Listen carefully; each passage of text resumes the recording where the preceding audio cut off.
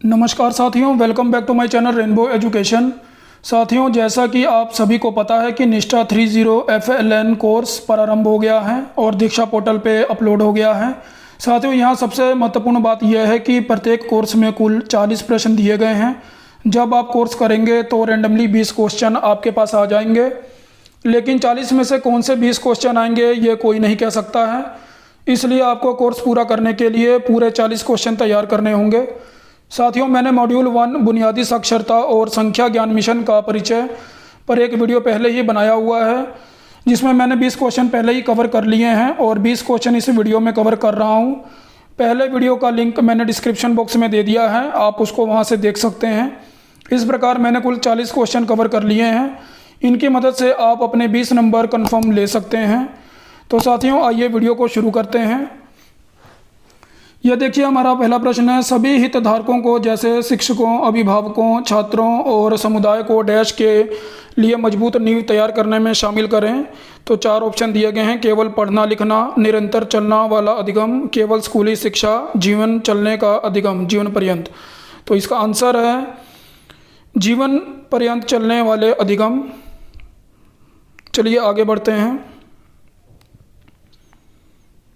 हमारा अगला प्रश्न है, ECCE का पूरा नाम है प्रत्येक बच्चा देखभाल और शिक्षा, बच्चे के लिए बाल्यावस्था देखभाल और शिक्षा, आरंभिक बाल विकास और शिक्षा, बाल्यावस्था देखभाल और शिक्षा, early childhood care and education. तो इसका राइट आंसर है बाल्यावस्था देखभाल और शिक्षा, early childhood care and education. चलिए आगे बढ़ते हैं।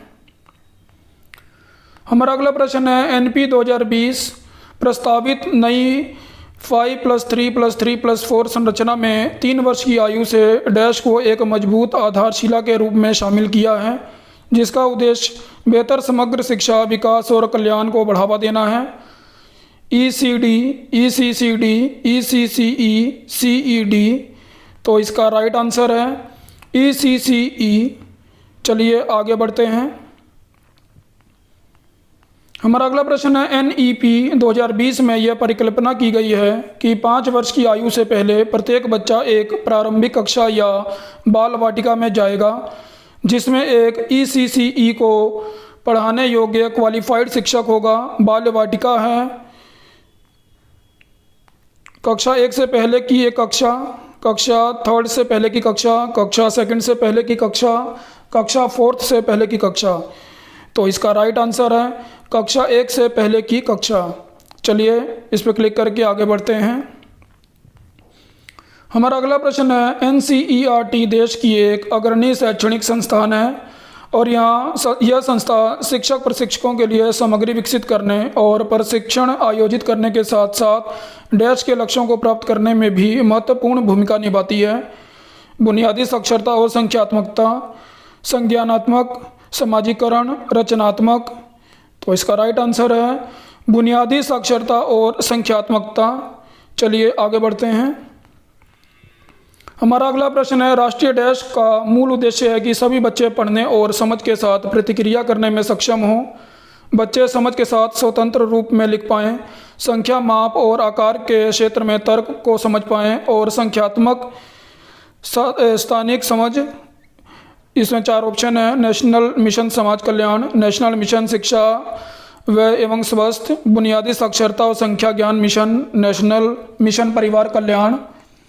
तो इसका राइट आंसर है बुनियादी साक्षरता और संख्या ज्ञान मिशन। चलिए आगे बढ़ते हैं। मिशन मोड में डैश तक बुनियादी साक्षरता और संख्यात्मकता को लक्ष्य प्राप्त करने के लिए राज्यों और केंद्र शासित प्रदेशों की महत्वपूर्ण भूमिका है। 2021-26, 2022-26, 2023-26, 2025-26। तो इसका राइट आंसर होगा 2025-26। चलिए आगे देखते हैं। सभी बच्चों के लिए बुनियादी साक्षरता और संख्यात्मक कौशल प्राप्त करना त्वरित राष्ट्रीय डैश होना चाहिए। लक्ष्य, मिशन, एजेंडा, सेवा। तो इसका राइट आंसर होगा मिशन। चलिए आगे देखते हैं। हमारा अगला क्वेश्चन है, बुनियादी साक्षरता और संख्या ज्ञान मिशन का दृष्टिकोण है कि सभी पहलुओं को ध्यान में रखते हुए एक सक्षम वातावरण सुनिश्चित हो जो डैश प्राथमिक कक्षाओं में 2025 तक सुनिश्चित करे ताकि प्रत्येक बच्चा कक्षा 3 के अंत तक बुनियादी साक्षरता और गणित का सार्वभौमिक अधिग्रहण शिक्षा के लक्ष्य। तो इसका राइट आंसर होगा बुनियादी साक्षरता और गणित का सार्वभौमिक अधिग्रहण। चलिए आगे बढ़ते हैं। FLN मिशन डैश में दक्षता हासिल करने के लिए एक राष्ट्रीय पहल है। पर्यावरण अवधारणाएं, समझ के साथ भाषा और गणित पढ़ना, कंप्यूटर संबंधी कौशल, रचनात्मक और सौंदर्य कौशल। तो इसका राइट आंसर है समझ के साथ भाषा और गणित पढ़ना। चलिए आगे बढ़ते हैं। हमारा अगला प्रश्न है बुनियादी साक्षरता और संख्या ज्ञान का तात्पर्य स्कूली शिक्षा के बुनियादी स्तर में पर्याप्त डैश का निर्माण करना है। सुनने और बोलने का कौशल, साक्षरता और ज्ञान, संगीत और नृत्य कौशल, ड्राइंग और कलर करने का कौशल। तो इसका राइट आंसर होगा साक्षरता और संख्या ज्ञान। चलिए आगे बढ़ते हैं। NEP ने FLN हासिल करने के लिए डैश की समय सीमा निर्धारित की है 2030, 2025, 2022, 2035। चलिए देखते हैं इसका क्या आंसर होगा। 2025 इसका राइट आंसर होगा। चलिए आगे बढ़ते हैं। हमारा अगला प्रश्न है भावी स्कूली शिक्षा और आजीवन सीखने के लिए डैश और संख्याओं की बुनियादी समझ जीवन के लिए आवश्यक आधार है। NEP 2020। पढ़ और लिख पाना, अपनी भावनाओं को दिखा पाना, केवल बोल पाना, केवल लिख पाना। तो इसका राइट आंसर होगा पढ़ और लिख पाना। चलिए आगे बढ़ते हैं। हमारा अगला प्रश्न है NEP 2020 के अनुसार मध्याह्न भोजन मिड डे मील कार्यक्रम प्रारंभिक कक्षा में पढ़ने वाले बच्चों को भी विस्तारित किया जाएगा। यहाँ प्रारंभिक कक्षा का अर्थ है कक्षा 4 से पहले की कक्षाएं, कक्षा 1 से पहले की कक्षाएं, कक्षा 3 से पहले की कक्षाएं, कक्षा 2 से पहले की कक्षाएं। तो इसका राइट आंसर होगा कक्षा 1 से पहले की कक्षाएं। तो चलिए आगे बढ़ते हैं अपने अगले प्रश्न की तरफ। हमारा अगला प्रश्न है बुनियादी साक्षरता और संख्या ज्ञान के लिए संदर्भ व्यक्तियों का क्षमतावर्धन और संदर्भ सामग्री विकसित करना सरकार के साथ साथ डैश की भी जिम्मेदारी है। NGO, स्कूल, अभिभावक, बच्चा। तो यहाँ राइट आंसर होगा NGO। चलिए आगे बढ़ते हैं। राष्ट्रीय शिक्षा नीति 2020 में इस बार प्रकाश डाला गया है कि वर्तमान में प्राथमिक स्तर पर अनुमानित रूप से 5 करोड़ से अधिक छात्र बुनियादी साक्षरता और संख्या ज्ञान का कौशल हासिल नहीं कर पाए। सहमत, पता नहीं, असहमत। सहमत तथा FLN को मजबूत करने के लिए कदम उठाए जाने चाहिए। तो इसका राइट आंसर होगा सहमत तथा FLN को मजबूत करने के लिए कदम उठाए जाने चाहिए। चलिए आगे बढ़ते हैं। बुनियादी शिक्षा का मुख्य केंद्र डैश है संज्ञानात्मक विकास, बच्चे के सर्वांगीण विकास, पढ़ना और लिखना, शारीरिक विकास। तो यहाँ राइट आंसर होगा बच्चे के सर्वांगीण विकास। चलिए आगे बढ़ते हैं।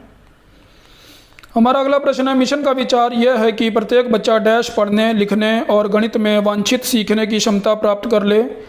ग्रेड 3 के अंत तक व ग्रेड 5 के पहले, ग्रेड 5, ग्रेड फर्स्ट और सेकंड। तो राइट आंसर होगा ग्रेड 3 के अंत तक और ग्रेड 5 के पहले। चलिए आगे बढ़ते हैं अगले प्रश्न की तरफ।